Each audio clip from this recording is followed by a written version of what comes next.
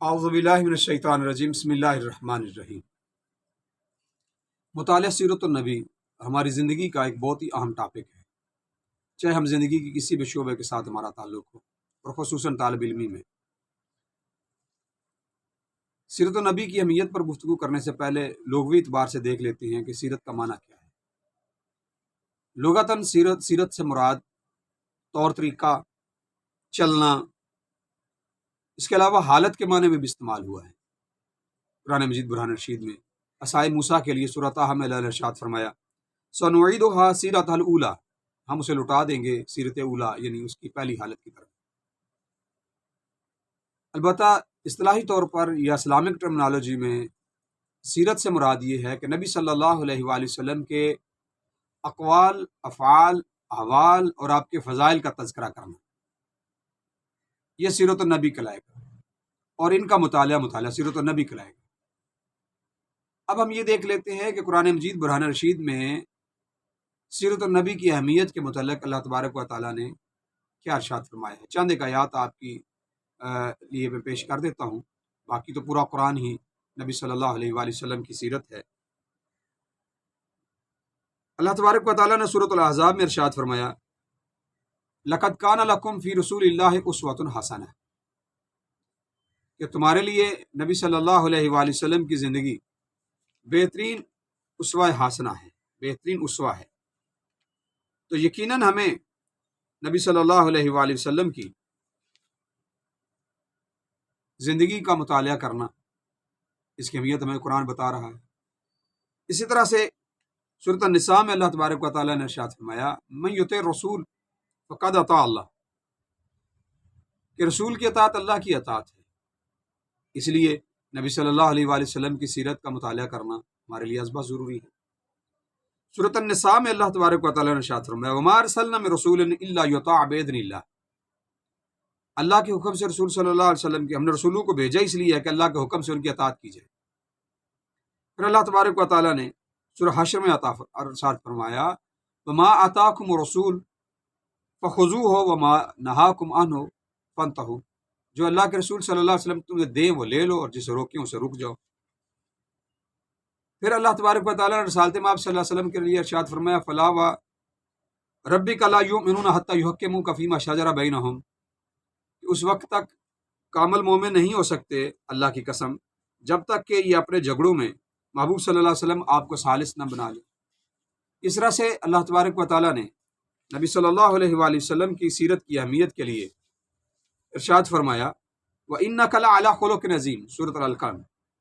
کہ آپ تو خلق عظیم پر ہیں، اعلیٰ درجے پر فائز ہیں۔ نبی صلی اللہ علیہ وآلہ وسلم معلم ہیں، اور اسی کی کیفیت اللہ تبارک و تعالیٰ نے قرآن پاک میں ارشاد فرمائی، اور قرآن پاک میں تقریباً 4 مرتبہ اس طرح کے الفاظ ہیں۔ یہاں جو میں ابھی نقل کرنے لگا ہوں سورہ آل عمران سے ہے لقد من اللہ علی المؤمنین اذ بعث فیہم رسولا من انفسہم یتلو علیہم آیاتہ ویزکیہم ویعلمہم الکتاب والحکمہ۔ اس لیے بھی ہمیں مطالعہ سیرت ضروری ہے کہ رسول اللہ صلی اللہ علیہ وسلم معلم کتاب و حکمت ہے، اور معلم کتاب و حکمت کی سیرت کا مطالعہ کرنا یہ ہمارے لیے ضروری ہے۔ اب قرآن مجید برہان رشید میں سے جتنی آیات میں نے آپ کے سامنے پیش کی ہیں، ان سے ہمیں ایک بات واضح ہو جاتی ہے کہ قرآن مجید برہان رشید نے نبی صلی اللہ علیہ وآلہ وسلم کی سیرت کے مطالعہ کے لیے ہمیں کس طرح سے ابھارا ہے،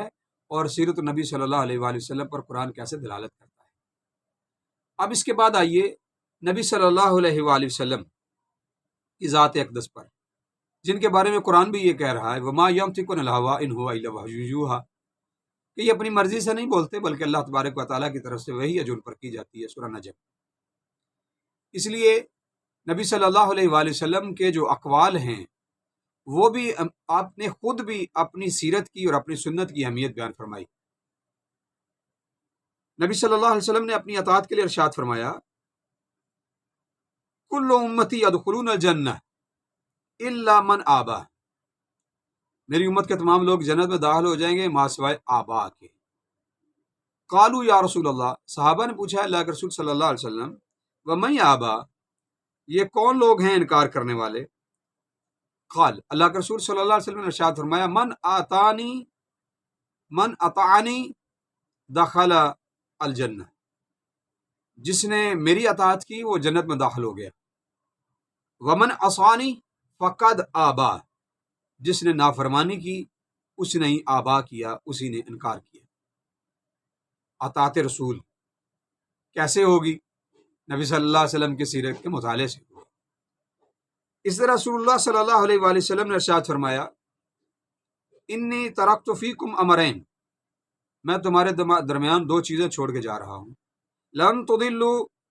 ما تمسکتم بہما، تم ہرگز گمراہ نہیں ہوگے جو ان دونوں کو تھامے رکھو گے، کتاب اللہ و سنت نبی، اللہ کی کتاب اور اس کے نبی صلی اللہ علیہ وآلہ وسلم کی سنت۔ اس طرح سے نبی صلی اللہ علیہ وآلہ وسلم نے ارشاد فرمایا، ان احسن الحدیث کتاب اللہ و احسن الحدی حدی محمد صلی اللہ علیہ وسلم، سب سے بہتر کلام اللہ تعالیٰ کا ہے اور سب سے بہتر ہدایت کا راستہ نبی صلی اللہ علیہ وآلہ وسلم کی ہدایت کا راستہ ہے۔ اس سے آپ کو اندازہ ہو جائے گا، بلکہ چند ایک حدیث اور بھی آپ نوٹ فرما سکتے ہیں۔ اللہ کے رسول صلی اللہ علیہ وآلہ وسلم نے ارشاد فرمایا، علیکم بسنتی و سنت خلفاء راشدین تمسکوا بہا وعضوا علیہ بالنواجذ، میں تمہارے درمیان، علیکم بسنتی، تم پر میری سنت لازم ہے، و سنت الخلفاء راشدین، اور خلفاء راشدین کی سنت۔ پھر رسول اللہ صلی اللہ علیہ وسلم نے ارشاد فرمایا، من احیا سنتی عند فساد امتی فلہ اجر مئۃ شہید، جس نے فساد کے زمانے میں میری سنت کو زندہ کیا اس کا درجہ 100 شہیدوں کے برابر ہے۔ گرامی قدر، نبی صلی اللہ علیہ وآلہ وسلم کی ان احادیث کی روشنی میں ہمیں یہ بات واضح ہو کے نظر آتی ہے کہ مطالعہ سیرت النبی کتنی اہمیت کا حامل ہے۔ اب آئیے ہم یہ دیکھتے ہیں کہ سیرت النبی کا مطالعہ یہ ہمیں قرآن فہمی کے لیے کتنا درکار ہے۔ بغیر سیرت النبی کے مطالعے کے فہم قرآن نہیں ہو سکتا، حتیٰ کہ ہماری اسلام کی بنیاد ہماری عبادات ہیں، عبادات بھی بغیر رسالت مآب صلی اللہ علیہ وسلم کی سیرت کے مطالعہ کے نہیں ہو سکتی۔ مثال کے طور پر نماز لے لیجیے، اب قرآن نے کہا اقیموا الصلاۃ، نماز قائم کرو، لیکن نماز، کیفیت نماز کیا ہے، کیفیت صلاۃ کیا ہے، طریقہ نماز کا کیا ہے، اوقات نماز کیا ہے، نماز کی رکعتیں کتنی ہیں، ادائیگی کیسے ہوگی، یہ ہمیں قرآن سے نہیں سیرت النبی سے ملے گی۔ اسی لیے اللہ کے رسول صلی اللہ علیہ وسلم نے ارشاد فرمایا، صلو کما رأیتمونی اصلی، اللہ کے رسول صلی اللہ علیہ وسلم نے حج کے لیے فرمایا، خذوا انی مناسککم، مجھ سے حج کرنے کا طریقہ حاصل کرو۔ ہمیں کوئی بھی انسان ہے مذہبی خیال رکھنے والا جو عقیدہ توحید پر ہے، تو وہ معرفت الہی کی طلب کرے گا، محبت الہی کا دعویٰ کرے گا۔ محبت الہی کا دعویٰ بھی تبھی پورا ہوگا جب وہ نبی صلی اللہ علیہ وآلہ وسلم کی سیرت پر آئے گا، جیسا اللہ تعالیٰ نے قرآن پاک میں ارشاد فرمایا، قل ان کنتم تحبون اللہ فاتبعونی یحببکم اللہ، اگر تم اس دعوے میں ہو کہ تم اللہ سے محبت کرتے ہو، فاتبعونی، بس میری اتباع کرو، یحببکم اللہ، اللہ تمہیں محبوب کرے گا۔ اور اسی لیے محبت الہی کے لیے بھی ہمیں سیرت النبی کی ضرورت ہے۔ امت موجودہ زمانے میں یا اس سے پہلے بھی یا مستقبل میں بھی، امت میں اگر آپ نے اتفاق کو اتحاد رکھنا ہے، اس کے لیے بھی ہمیں لوٹنا پڑے گا سیرت النبی کی طرف۔ اللہ تبارک و تعالیٰ نے سورہ النساء میں ارشاد فرمایا، فَإِن تَنَازَعْتُمْ فِي شَيْءٍ فَرُدُّوهُ إِلَى اللَّهِ وَرَسُولِهِ، اگر تم کسی تنازع کا شکار ہو جاؤ، کسی لڑائی جھگڑے کا، کسی اختلاف کا شکار ہو جاؤ، تو اپنے اس جھگڑے کو، اپنے اس اختلاف کو، اپنے اس اختلافی مسئلے کو لٹا دو، فَرُدُّوهُ إِلَى اللَّهِ وَرَسُولِهِ، اس کو لٹا دو اللہ کی طرف اور رسول صلی اللہ علیہ وسلم کی طرف۔ سیرت النبی سے ہمیں یہ مطالعہ، سیرت النبی کا مطالعہ ہمیں بتائے گا کہ ہم نے اپنے اختلافات کو کیسے ختم کرنا ہے۔ آپ نے عدل و قضاء کا نظام قائم کرنا ہے، آپ کا جوڈیشل سسٹم ہے اس کو آپ نے بحال کرنا ہے،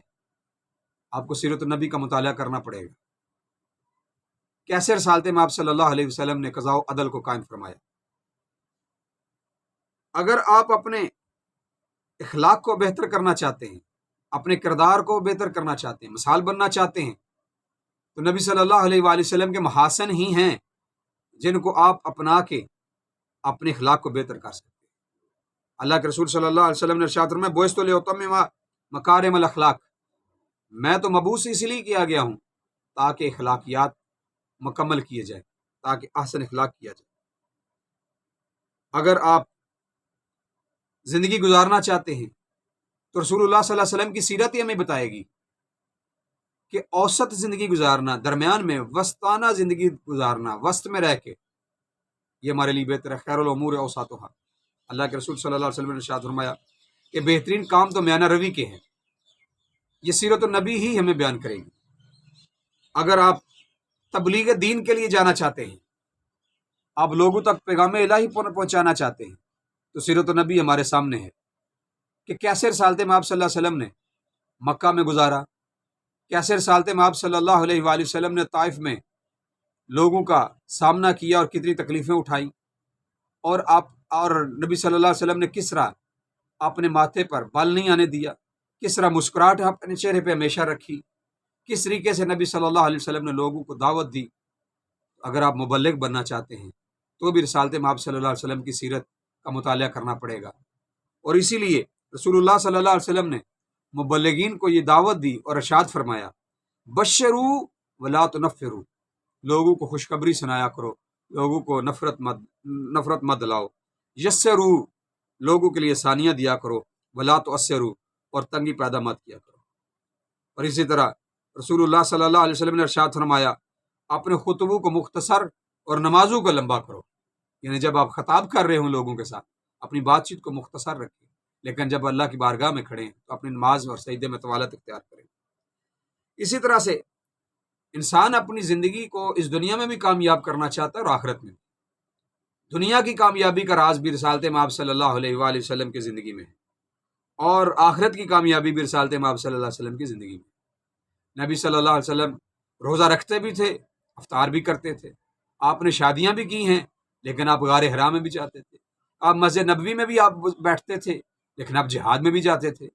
آپ صدقہ و خیرات بھی کرتے تھے، آپ لوگوں کی خدمت بھی کرتے تھے، آپ گھر کے کام کاج بھی کرتے تھے، اور لوگوں کی مدد بھی کرتے تھے۔ اس لیے دنیا و آخرت دونوں میں اگر آپ نے کامیاب ہونا ہے تو اس کے لیے بھی ہمیں سیرت نبی صلی اللہ علیہ وسلم کا مطالعہ کرنا پڑے گا۔ گرامی قدر، آج کی ہم نے اس مختصر گفتگو میں سیرت کا لغوی اور اصطلاحی معنی پڑھا ہے، ہم نے سیرت کی اہمیت قرآن و سنت میں کیا ہے وہ دیکھی ہے،